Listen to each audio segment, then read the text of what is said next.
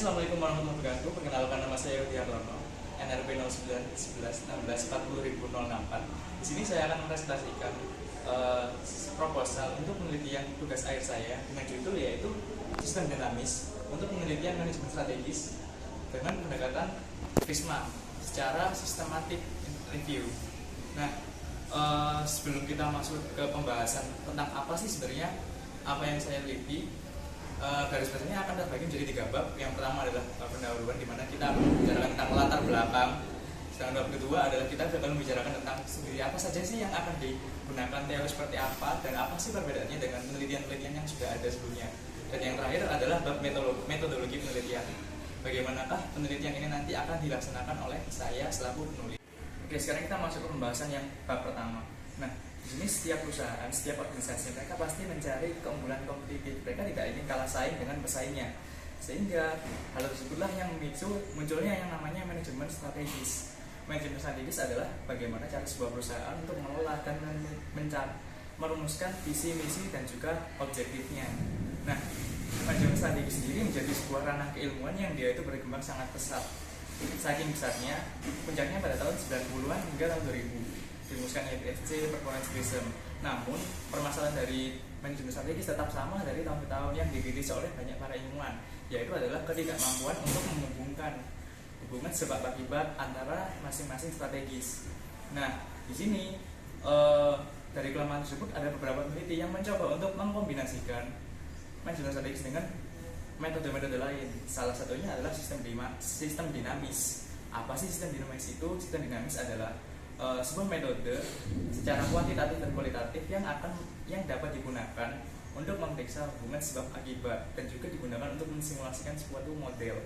Nah, penelitian di bidang sistem dinamis ini sekarang sedang mengalami perkembangan yang sangat pesat. Berdasarkan sumber dari peneliti tahun 2018 kemarin, itu sudah sangat pesat untuk tiap tahunnya. Nah, di sini kombinasi dari sistem dinamis untuk manajemen strategis pun juga mengalami perkembangan yang pesat setiap tahunnya, di mana tahun 2016 sendiri menurut sumber yang saya kutip, perkembangannya selalu rata-rata mengalami tren naik. Dan ditambah lagi berdasarkan grafik, 25% penerapan dari sistem dinamis adalah di manajemen strategi. Nah, maka dari itu di sini saya merasa bahwa sebenarnya ini adalah hal yang penting, tapi belum ada sebuah kajian teoritis yang membahas dan merangkum bagaimana sih penerapan sistem dinamis dalam manajemen strategi. Nah, maka dari itu di penelitian saya ingin melakukan sebuah literatur review, lebih tepatnya systematic review untuk sistem dinamis dalam manajemen strategi. Nah, di sini saya menggunakan pendekatan yang namanya PRISMA. Apa itu PRISMA? PRISMA adalah Preferred Reporting Items for Systematical Review and Meta-Analysis.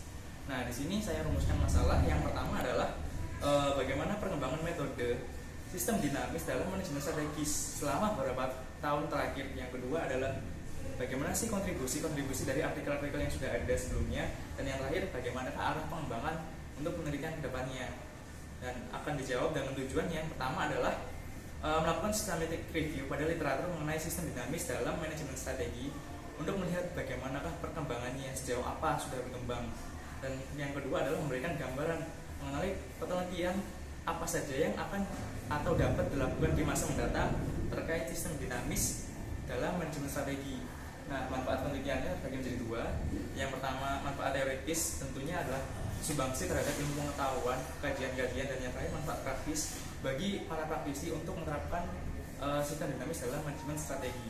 Nah, untuk batasannya sendiri adalah artikel-artikel yang akan digunakan dan akan direview di sini adalah artikel yang dengan batas time frame 30 tahun ke belakang yang dikutip dan diambil melalui database, yaitu adalah Scopus.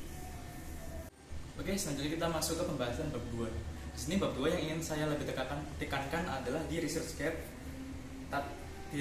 penelitian saya. Saya tidak akan terlalu banyak menjelaskan tentang teori apa saja yang dipakai. Nah, di sini teori yang saya gunakan tentunya adalah teori tentang manajemen strategis untuk menambah wawasan sebenarnya manajemen strategi itu seperti apa, ada tahapan apa saja, dan sebagainya. Yang kedua adalah tentang sistem dinamis. Apakah itu sistem dinamis?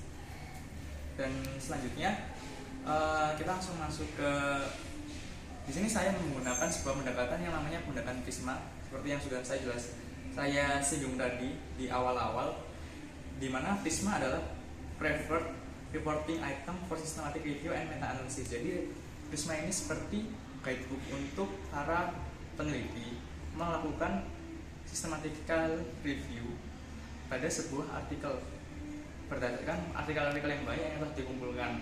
Nah, di sini pendekatan Prisma mempunyai 27 item untuk penilaian. Nah, dari item-item tersebut saya melakukan pencarian terhadap penelitian-penelitian terdahulu yang berhubungan, dan ditemukan terdapat 5 penelitian terdahulu yang dia itu melakukan systematical review. Akan tetapi hanya 4 yang akan berhubungan dengan penelitian saya, yang dimana yang pertama adalah penelitian yang dilakukan oleh Zare dan juga Sehilirat, di mana mereka menggunakan Prisma juga. Dan kemudian ada Cousins dan Noto, mereka melakukan systematic review dalam konteks yang sama dengan topik saya, sistem dinamis dalam manajemen strategis. Dan yang terakhir adalah Alveger, di mana dia menggunakan systematic review tapi dia menggunakan evolusi dari Prisma, yaitu adalah Prisma P, dan juga Spider untuk mengolah, membantu dalam identifikasi. Oke, selanjutnya kita masuk ke bab 3, di mana bab 3 kita akan membahas metodologi penelitian. Nah, untuk metodologi penelitian sendiri saya mengadopsi dari Prisma. Nah, dari Prisma sendiri terbagi menjadi sebenarnya adalah 4 tahap primer, namun saya menambahkan tahap, yaitu tahap analisis dan kesimpulan di akhirnya. Nah, untuk tahapnya, untuk metodologi penelitian adalah apa saja? Yang pertama adalah tahap identifikasi. Nah, untuk tahap identifikasi di sini dilakukan identifikasi atau pencarian artikel melalui database yang sudah kita tentukan. Dan saya ingatkan lagi, database di sini yang saya gunakan adalah Scopus. Kenapa? Karena sudah terjamin untuk kualitas dari jurnal atau publikasi ilmiah yang diterbitkannya. Dan juga Scopus menawarkan lebih banyak pilihan untuk publikasi artikel ilmiahnya. Nah, tahap identifikasi setelah kita mendapatkan semuanya artikel dari database yang berhubungan dengan keyword yang kita pilih, kita juga melihat dari referensi apakah ada penambahan yang sesuai dengan apa yang kita tentukan. Nah, setelah selesai tahap identifikasi, kita masuk ke tahap seleksi, di mana yang pertama kita akan menghilangkan publikasi-publikasi atau artikel-artikel yang dia itu terdapat duplikat atau ganda. Nah, setelah kita hilangkan, kita akan masuk ke seleksi. Nah, di sini seleksinya adalah kita memeriksa abstrak serta keywordnya, apakah sesuai dengan yang sudah kita tetapkan dan kita sudah set sebelumnya. Nah, ketika yang tidak sesuai, maka akan kita kecualikan untuk tahap selanjutnya. Dalam artian kasar akan kita pinggirkan.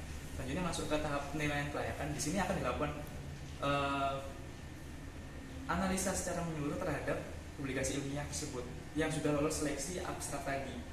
Kita akan meriksa bagaimanakah alurnya dan sebagainya, apakah sudah cocok dengan Prisma yang sudah kita tetapkan.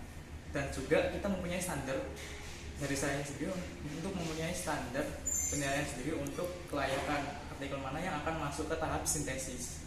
Nah, tahap yang keempat, tahap sintesis di sini. Untuk tahap sintesis kita akan mengelompokkan literatur ilmiah berdasarkan kelompok-kelompok yang sudah ada. Nah, literatur ini adalah literatur yang sudah terseleksi, yang sudah terjamin kualitasnya dan sesuai dengan kriteria dalam penelitian ini nanti. Nah, dari situ akan dilakukan untuk penilaian secara kualitatif dan juga secara kuantitatif atau meta analisis. Dan untuk akhirnya akan dilakukan diskusi dan juga analisis. Kira-kira hasilnya akan seperti apa dari pengelompokan dan sebagainya, dan akan dihasilkan rekomendasi seperti apa sih untuk penelitian ke depannya.